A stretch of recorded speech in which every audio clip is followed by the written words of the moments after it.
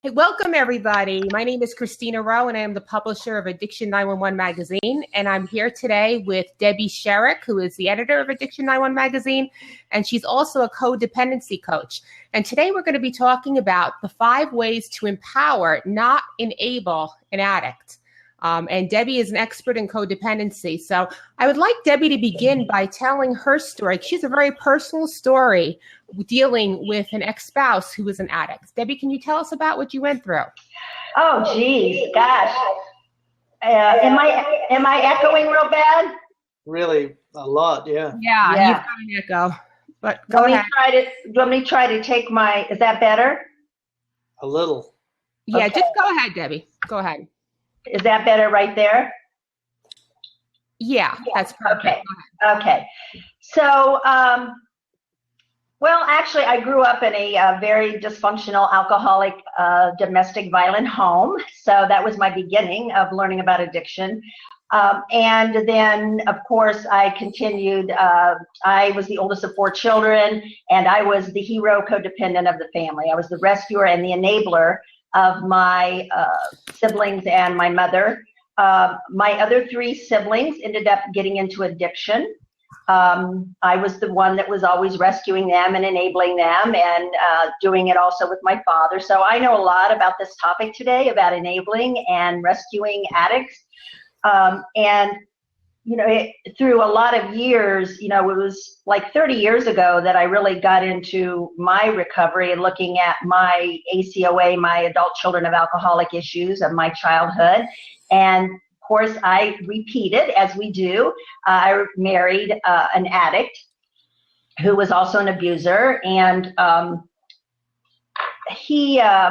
have to say, though, that today I always give him gratitude. I'm grateful for him because he was my biggest messenger, the most painful relationship I've ever been in. And yet he taught me things that I needed to do to become empowered, to stop enabling, to stop rescuing, to stop trying to fix the addict. And it was through that marriage, very painful marriage of 7 years where he was in and out. I think he was in about 6 treatment centers in 7 years. When we met, he had been in recovery 2.5 years. And of course, I thought he was fixed. But shortly after we married, he relapsed.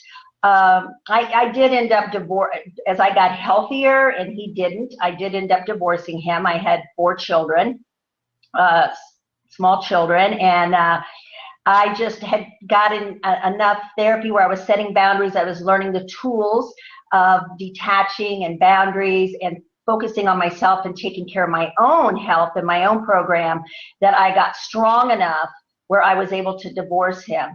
And that was many years ago.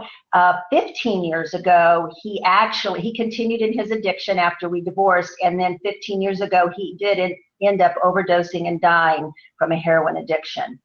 So that's kind of, in a nutshell, quick synopsis of mine. And then, of course, I had a sister who died 4 years ago from meth overdose and alcohol overdose. I have a brother who has been in and out of treatment with cocaine and crack, and he has actually been in recovery now for almost 6 years. And I have a sister who is in recovery as an alcoholic. She's just celebrated her 9th year. So all of us siblings that are alive now are in, healthy and recovery, have worked on our stuff. And so I know quite a bit about addiction and enabling and rescuing and what that looks like and what not to do. You actually lived it, over and over again with different family members. And that seems to be a pattern with people who have either an addicted boyfriend or girlfriend. It seems to be a pattern that was in their family, right? Would you say like one of their parents was an addict, and then they become either an addict themselves or they become an enabler, which was your case. You became the enabler. And, and that's a really hard position. I know you say something, Debbie, about enabling, that the enabler is just as sick as the addict. I've heard you say that before. Can you explain? Yes. I'm glad you brought that up. I can remember when I went to my first therapy session in 1987. when my husband had first relapsed. And I found she was just an angel. She was just a fabulous codependency coach. And she said to me when I first went in, I said, I'm here. My husband has relapsed. And I'm here because I want you to teach me what I need to do to get him to quit using. That's what I said. And she looked at me and she said, well, first I want to ask you a question. She said, do you know what codependency is? And I said, well, I've heard of it. And she said, were any of your parents addicts or alcoholics? I said, my father was an alcoholic. And she said, Debbie, do you realize that you're just as sick as your addict husband? And I said, what? I was so offended when she said that to me, because I felt that I was the responsible one. I was taking care of the home, the bills. I was holding everything together as a good codependent does. I was being so overly responsible for him and the family and everything that I didn't see myself as sick. I thought I was the healthy one, and that I was married to a sick person. So yes, it's true. And Christina, when I go and talk at treatment centers or speak to groups of the families who have addicts, they're in recovery or they're wanting, one of the first things I do is I ask them, please raise your hand if you are in some type of recovery yourself or in therapy about your, to handle your addict or to work on it. And, very few people raise their hand because they feel that if the addict will just quit using and get better, then everything will be okay. Mm-hmm. So I'm a big advocate about the whole family being in recovery. And that when you are involved and have an addict that you love, whether it's a spouse or a child or an aunt or not, whatever, it's important for you to understand the disease and for you to understand your role in it and the dance that you do with the addict. And after I began my journey, she started me on going to ACOA meetings every week. And when I started going to those, I felt like I was at home, that they were reading my mail, all the feelings that I had, how I grew up, how I looked at relationships. Everyone in there was speaking my language. And it was like an answer to me of all the anxiety and depression and anger and fear of abandonment and shame and all those things that I had felt all my life. That I knew I finally found the reason why. So yes, I do encourage people that are with addicts to work on themselves and have some detachment from the addiction and start looking at their role in it, because we can keep the addicts using. Right. A good codependent can really enable the addict to continue to use. And I feel personally that's what happened with my ex-husband. He came from a very wealthy family, and his family was very prominent in Palm Beach, and they did not want anyone to know, to ruin their image that he was this addict.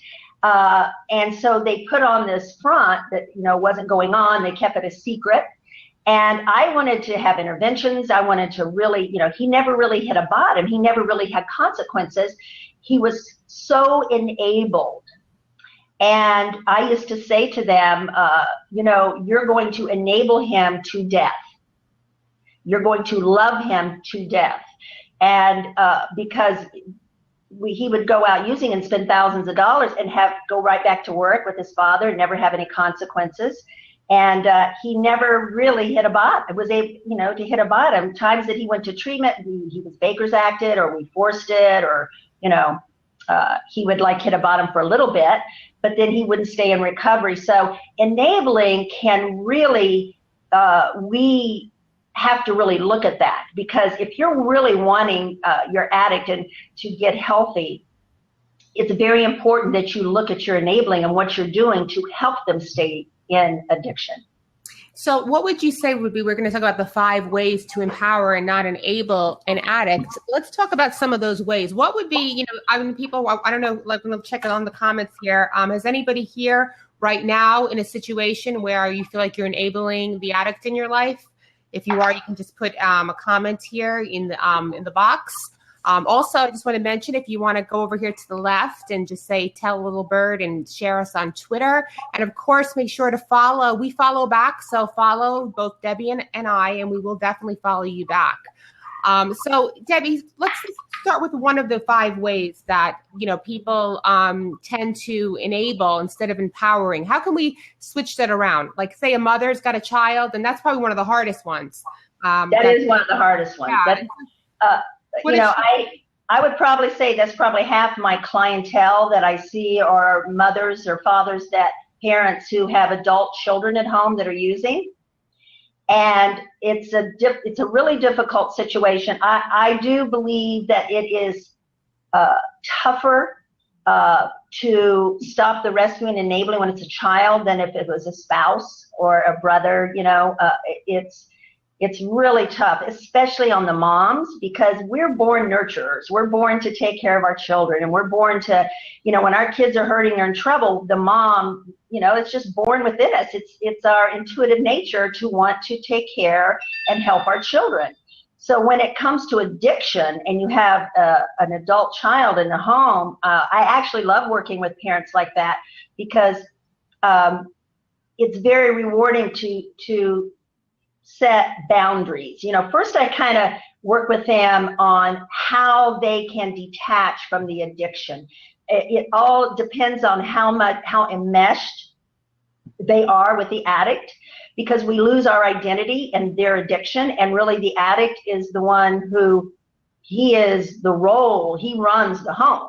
Right. Because everyone's watching the addict, and if the addict's sad, we're sad. If the addict's happy, we're happy. If they're using, we're depressed. They run the temperature of the home. So first, really finding out how enmeshed are you with the addict? How much do you focus on them? Do you watch what they're doing? How much do you police them?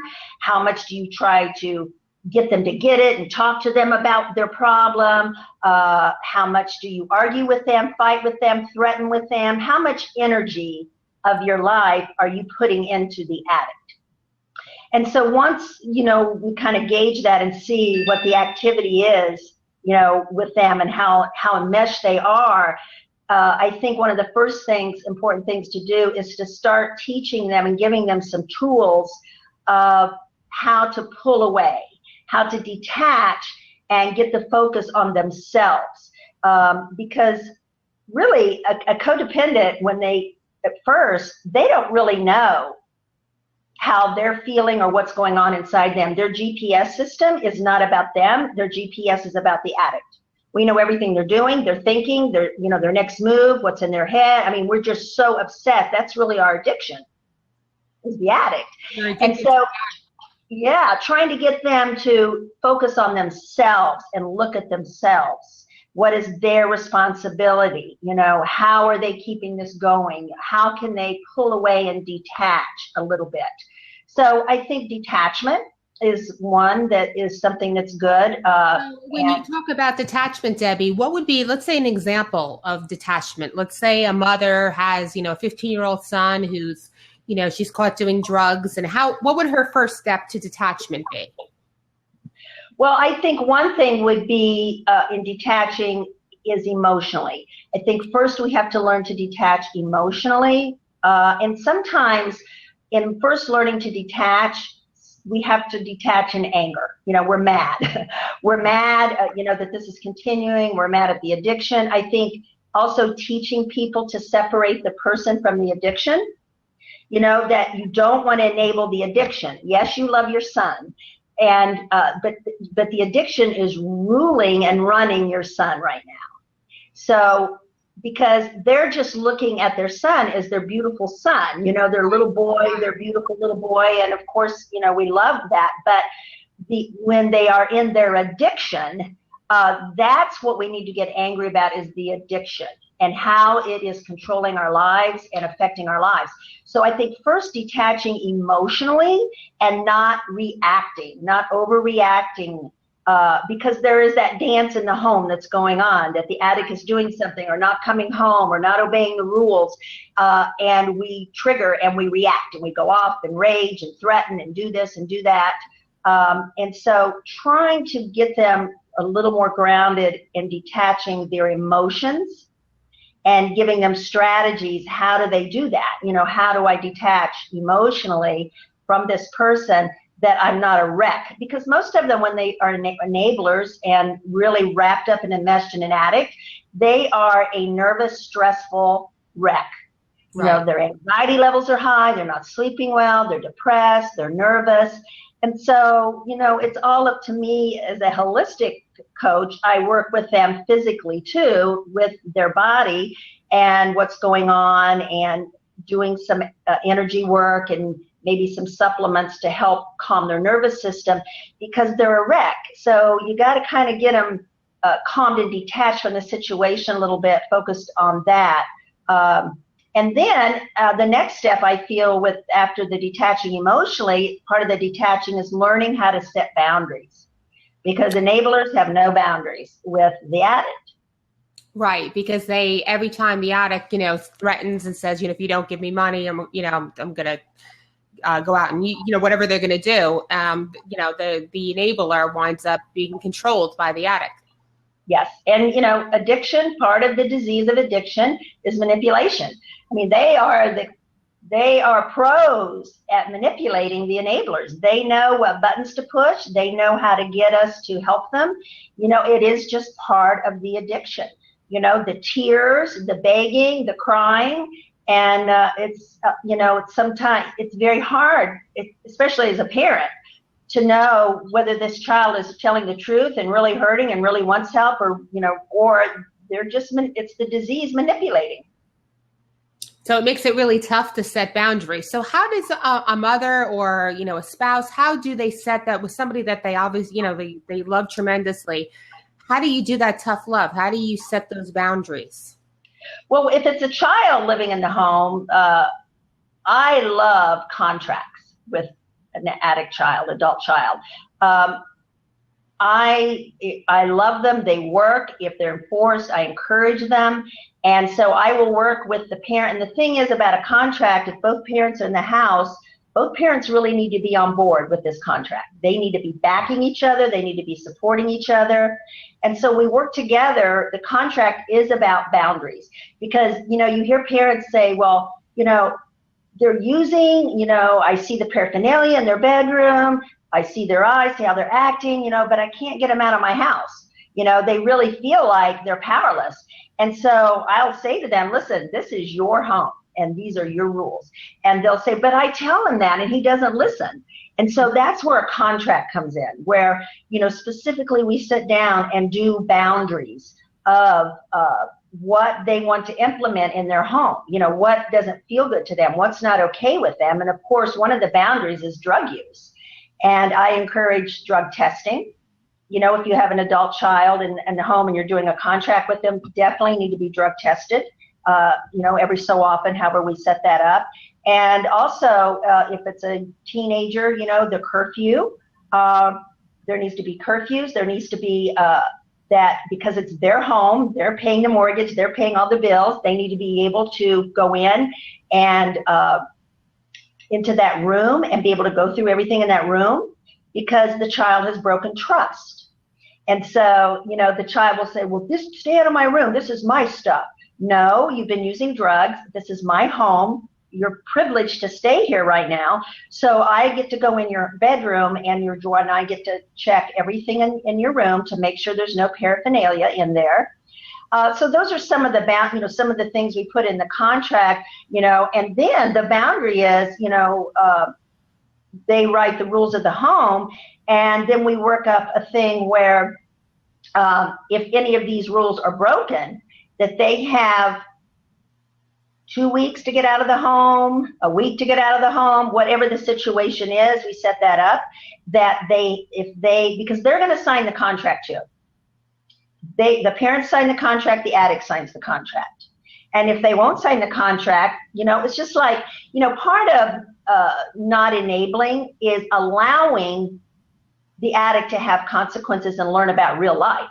I mean, all of us in life, every choice we make has a consequence, whether good or bad. Right. And when you're enabling an addict and the caretaker and enabling and rescuing, you prevent them from having consequences. And therefore, they stay emotionally very immature. They don't learn to grow up, because life is about having consequences.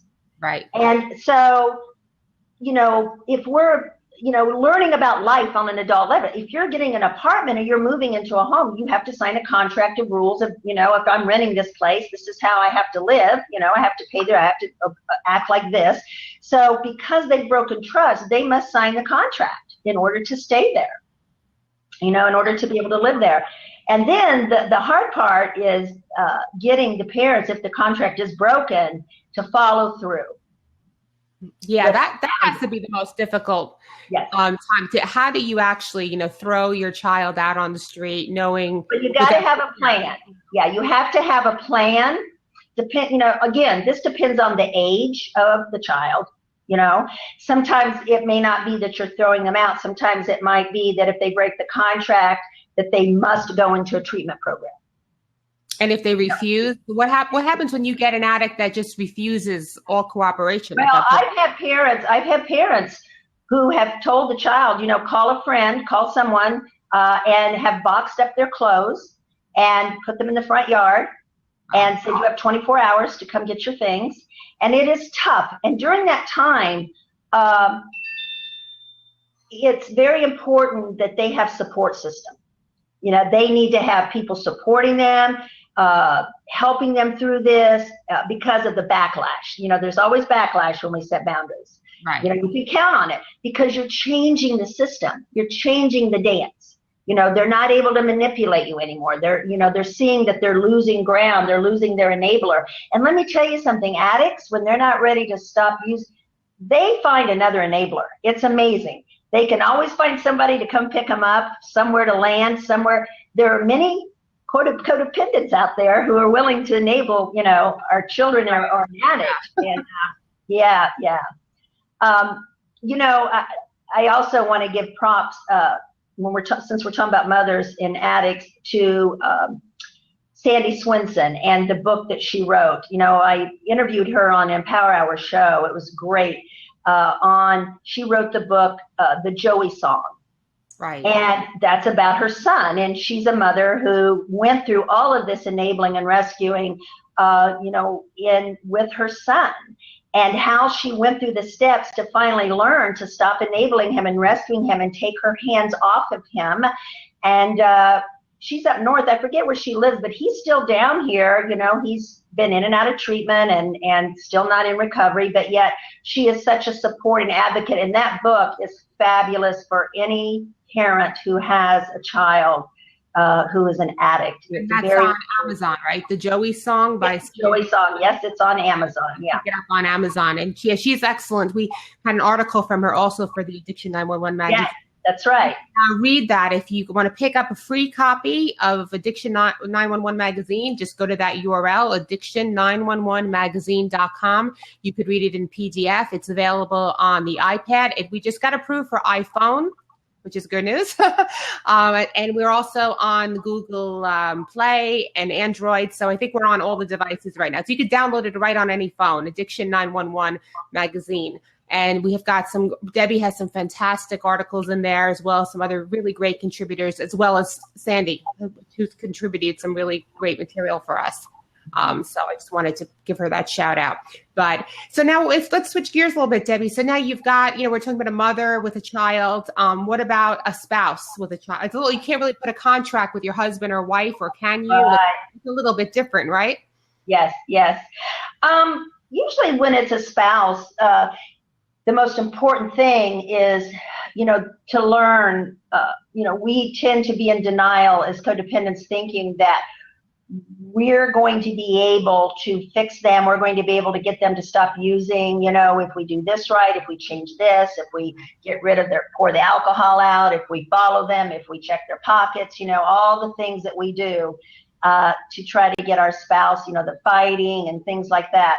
So I think when it's a spouse, the most important thing is to get them to get their eyes totally off their spouse and get it on themselves and start working on their program. They need to learn to get healthy, get empowered, learn about boundaries, learn about detaching, learn about self-love, see what they're doing to enable. We all have different ways that we enable, and I think it's important that they look at, and list, how do I enable? What do I need to stop doing? And that all takes time because it's such familiar, scary to stop, trying to fix the addict. I can remember when I was first started my recovery, and my codependency coach said to me, because when my husband would stay out all night late using, or sometimes all night using, the next day he'd be passed out in the bed, and I would go through his pockets, look at his shirt, smell his clothes, find numbers. I mean, I was just obsessed with knowing where he was, who he was with, how much money he spent. And sometimes I would even get in the car and try to find him. It's just it truly is the adrenaline rush is like an addiction of obsession to try to find and fix the addict. And so when she said to me, all right, you're going to stop all of that. No more going through the pockets, no more getting in the car looking for him, no more trying to call him, no more nothing. You're going to totally stop and put your focus on you. And she said, let me ask you something too, because I am a person of prayer. And she said, how much time are you spending praying for him? I said, almost all I pray, about an hour a day for him. I mean, I'm always praying for his addiction. I'm always praying for him.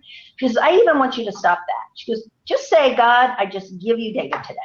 Then I want you to focus praying for yourself, praying for God to show you and help you. And she said, because you're even being codependent in your prayer time. You're totally obsessed with him. So I'll tell you, when I had to stop doing those things, it was like I was going through withdrawal. I just lost you, Christina. I think. Yeah. I think I'm still on. I'm going to keep talking. So when I stopped doing all those things, I went through withdrawal. I mean, it was very hard for me to take my focus off the addict and put it on myself. I didn't know how to do that. I really did not know how to look at myself. I didn't know how to do those things.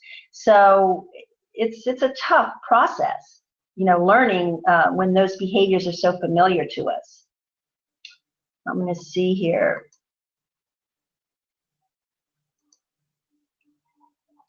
Are you coming back on?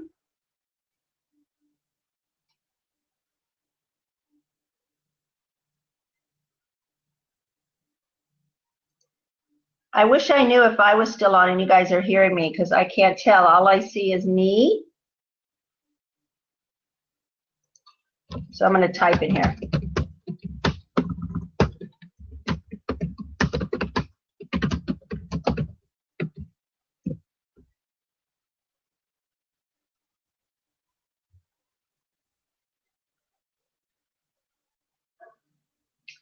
Somebody will answer me if you can still hear and see me. I think Christina's messaging me.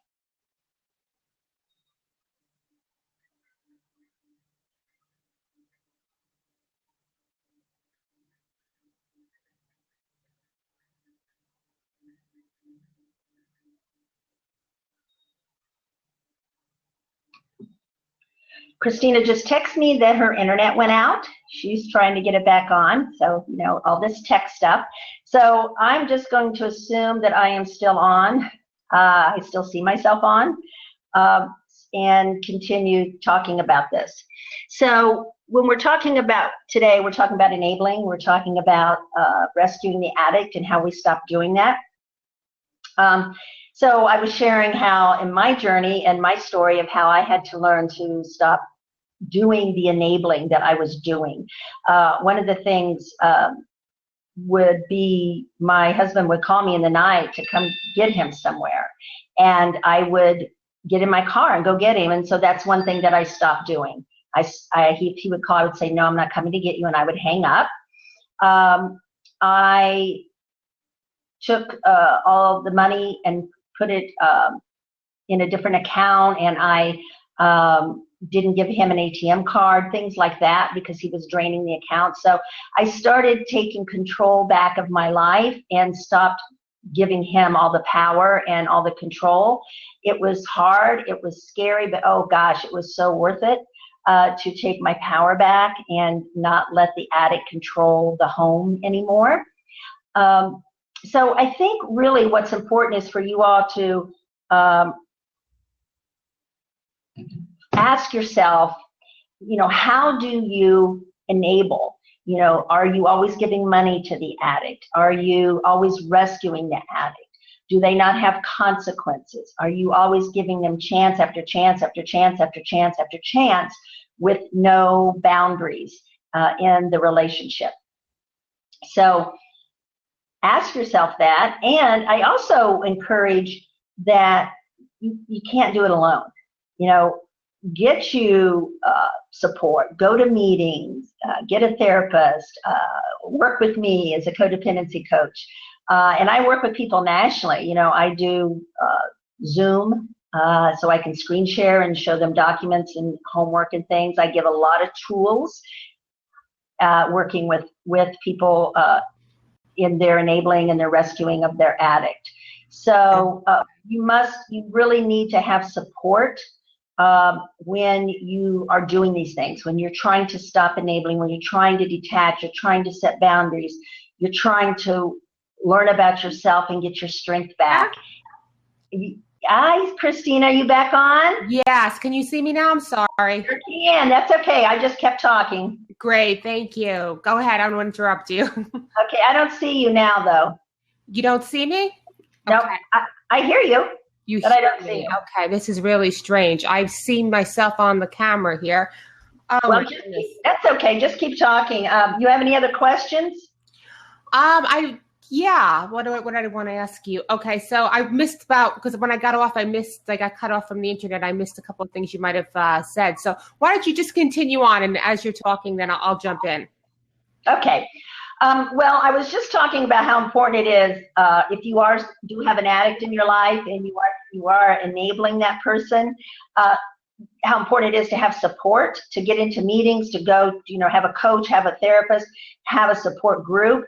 If you cannot do it by yourself, because you will fall back into that old behavior. And I know that the results in getting healthy and detaching and stopping enabling the addict all comes from us learning to love ourselves, learning to really focusing on ourselves, learning to ask, why am I rescuing this person? Why can I not set boundaries? Why do I continue to give money or go pick this person up from jail or not allow them to have consequences? Here's the thing about codependency, Christina, that we need to understand. All this comes really from the root from our childhood. And it doesn't mean that we have to grow up in at home with addiction. There's a lot of different dysfunctions that we can grow up in. But codependents, have a root of they need to be needed. And they get need and love confused. So they feel that if someone needs them and they're able to rescue them and take care of them, it boosts their self-esteem. It makes you feel loved. It makes you feel needed. And so the more they can rescue, the more they can enable, the more they can help, then they feel better about themselves. The problem with that is that, that's looking for love on the outside and trying to use things and people on the outside to fill you on the inside. And that's why, I named my business Inside Out Wellness, because it is about doing that inside work. You have to learn about the inside, what's going on the inside of you. Why do you not have self-love and self-esteem? Why do you come from a root of shame and feeling not good enough? Why do you need people to need you? Being overly responsible. I always say codependents are the most loving people on the earth, but we don't have a boundary with that. We love where we are the ones that are constantly giving and enabling and rescuing, and we're over here not getting our needs met. Right. And because we actually don't feel worthy, have the confidence to think our needs are important. And I think one of the most profound things to know when we really get it in our head, because codependents tend to be victim. They blame and look what he's doing to me and look how he's made me feel and look what he's putting me through. And one of the most profound things to learn is that we teach people how to treat us by what we allow. We are responsible for how people are treating us. We are responsible for what's going on in our life because we allow it, and we've had weak boundaries. So when we know that and we really learn that, it takes away the victim part, because no one can treat us in any way or make us feel in any way unless we allow it ourselves. That's a very good point. Yeah. It really is. It's that we allow it, and it's learned behavior from childhood, and that'll attract you more. If you were fixing a parent, you're going to be attracted to addicts growing up. And I think that's a really good point. So I think overall, the number one way to actually empower an addict is to empower yourself. Absolutely. To put the focus back on yourself, and look at yourself and be able, start working on that instead of the addict, because it's a reflection of what's going on with the addict. It's actually a gift that you can give the addict. If you can think of, I'm going to work on myself and I'm going to put as much energy, and this is what I share with clients. I want you to focus and put as much energy on yourself right now. And I say, I give you permission to be selfish right now, because it's an act of self-love for you right now. So I want you to use as much energy as you've been using on the addict and paying attention to the addict and enabling the addict. I want you to take that energy and put it on yourself right now. Wow. You're going to focus on you, put it on you.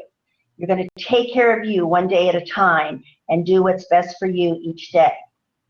So it's a gift to the addict, because they need us to stop enabling. They need us to stop rescuing them, because they need to face their addiction. They need to face themselves. They need to hit a bottom. They need to have all their enablers stripped from them. And what are the consequences of not doing that? It's often, I hate to say this, but I've seen it personally with people who cannot stop enabling, that the addict winds up dying. Yeah. Yes. And unfortunately, that's if they never hit rock bottom, and they're always, being, you're always, like I heard somebody in addiction once say, it's like you're always putting that pillow under their butt and not letting them fall to hit the sidewalk.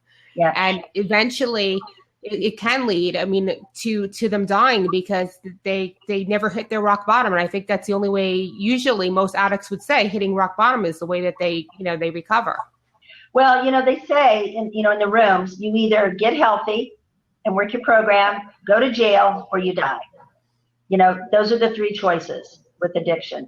And so, I think something else it's important to bring up about enabling is that what motivates a lot of us, the codependent behavior in enabling, is guilt. And it's the false guilt, the guilt that if I don't rescue them, if I don't let them stay in my home, if I don't, keep doing things that I'm doing that I shouldn't be doing, then they're going to die. Right. And so we put that responsibility on ourselves, that I'll feel guilty. What if they go out there and they're living under a bridge? What if they, end up dying? Then it's going to be my fault. There's a joke in coda rooms, and I heard it years ago, but it said, what kind of insurance do codependents buy? My fault. Wow. Because they think everything, it's my fault. It's my fault if they relapse. It's my fault, like I didn't do this, or I didn't take, So when they start acting, they take on that responsibility of the addiction. And so, tough love is real love. That's real love. It's hard. It's hard. Yeah. And it's not easy, but it works. It really works. I've seen it work over and over. And you can hear so many stories of addicts who will say, if my mother or my wife, wouldn't have let me hit this bottom, or I ended up doing this, I wouldn't be in these rooms today. I wouldn't be in recovery. You hear that over and over again. My brother was like that. My mother was, she was the worst enabler. Well, her and I together, picking him up from jail, I can't tell you how many times. And then when he would get in treatment, we'd take him all this food and clothes and radio and a Bible. We just were like smothering him.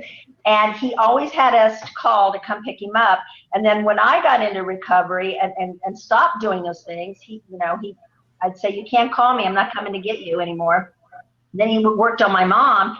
And finally, my mother, I'm like, Mom, he would come and knock on her door and just, have been on the streets and say, I need money for food. And, she'd give him $25. And I'd say, Mom, you probably just bought him crack. Wow. Just buying crack. But when my mother stopped all of that, when she stopped it all, he ended up living under a bridge in Lake Worth. And I love hearing his story. He ended up, some homeless people beat him up, and he ended up, it busted his spleen. He ended up going to Delray Community and having this emergency surgery and his spleen removed. And they took him from there to treatment. And that was almost 6 years ago. And he says today that he's so grateful that his mom and his sister stopped enabling him and let him, that was his bottom. That's what it took for him. Right. He said, I think I'd still be on the streets if mom or my sisters were still, helping me and giving me money. He really had to, and everybody's bottom is different. Right. We don't know what it'll take for each person's bottom, but my ex-husband ended up dying, however, he never did. He's a good example of having all the enablers. Right. You remember you telling me that he was always enabled by his parents. Always enabled. His parents enabled him. So that's a really important thing for anybody listening today, or going to watch this on the replay, or listening on the podcast, or, if it's so hard. Believe me and Debbie, we feel for you. Debbie's lived it. I've been, in situations. I've had friends who enabled, and watching it, and it's such a difficult, heart-wrenching experience. And you just have to know that if you do, stop enabling and you do tough love, chances are you're going to have a much higher likelihood of your addict in your life surviving than not. Wouldn't you say? If you can do that, if you can cut the tough love and do the tough love and cut the enabling out.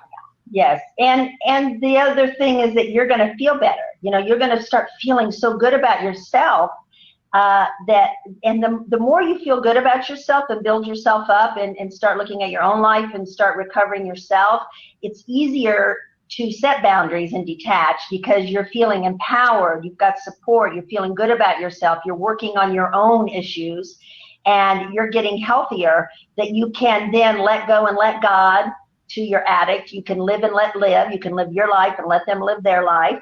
I always tell clients too, if they have a loved one in recovery, take your hands off their recovery, focus on your own.